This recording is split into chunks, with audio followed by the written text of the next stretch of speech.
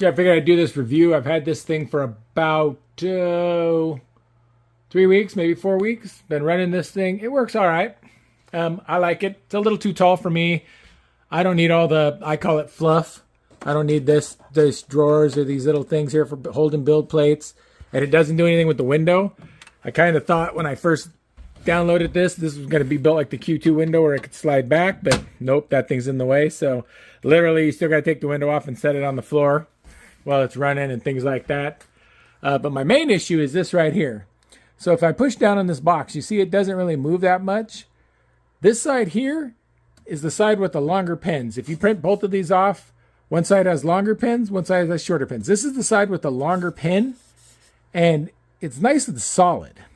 This side over here is the side with the shorter pins,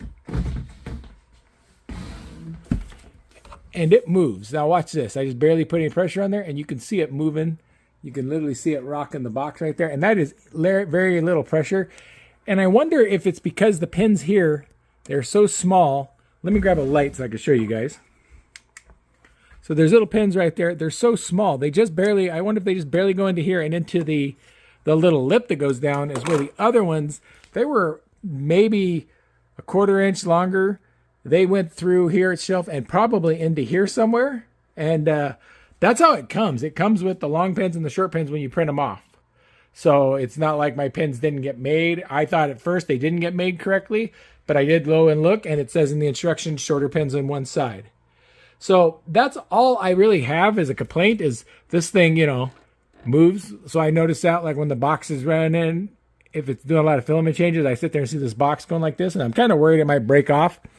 So I may end up seeing if I can pop one of those pins out and maybe just drill a hole in, even if it goes into here, into the little drawer area there, and just put a longer pin in. Maybe I'll do that and just see if that helps. But for now, that's what it is. If anybody wants to know, it's got these drawers that come out. These are supposed to be for holding your build plates. Like I said, I don't need none of that stuff. So for me, it's just in the way. And then it can't hold your window. There's no way to hold it. They've got these little tab thingies here that you lock in. But when you lock it in, your window just sits at an angle like this, you know, and it can vibrate out when the machine's running. I first put it in there, was running my machine, and I noticed the window was starting to slide out. So I reached out to him to ask him maybe if I did something wrong. He told me it was just temporary.